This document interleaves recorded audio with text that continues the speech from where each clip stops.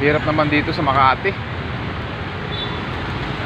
Ang pasok ko sa may Glorieta, sa may bandang Rostans. Ang babaan dito sa may BDO, Makati Up, napakalayo. Nasa 3 to 4 kilometers yung nilalakad. Bawal na magbaba rito sa Peninsula, saka Makati Up. Makati Up, Swilig, bawal na magbaba. Yung mga nag-o-office dyan na dito pumapasok sa Makati, nakawawa naman. Ako okay lang, lalaki eh. Sanay ako maglakad. Pero yung mga senior citizen, yan ang kawawa. Yung mga tigulang. Tipin mo, ang layo na nilalakad ko. Doon ako. Layo kaya.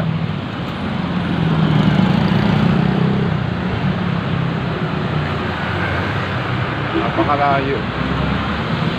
Ay, nahuli eh.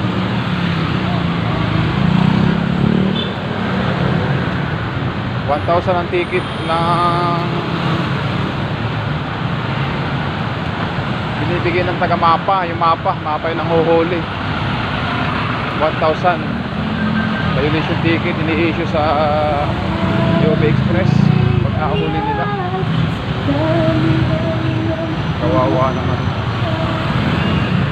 Kawawa naman yung pasahero saka yung driver ng UP. Marami ba nilalakad?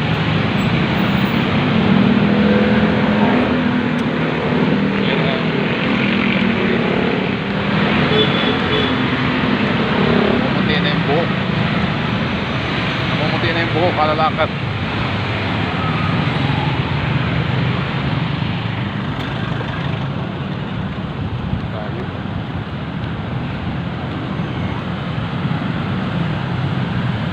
Tayo kaya nilalakad. Kaya lagi akong buzzer beater. Laging malilate na. Minsan talaga late. Minsan late. Laki ng adjust ko talaga ng oras. Nasa isang oras kalahati yung in-adjust ko.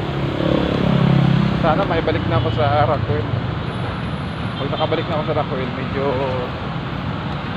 hindi masyadong hirap doon yung biyahe ko. Yan. Dito dapat yung babaan. Pwede sana dito Makati Up, Swilig.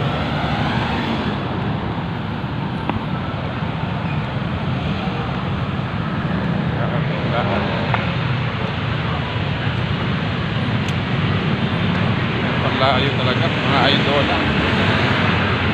Sige mga idolan, nagmamadali na ako. Bye bye, ingat kayo and God bless.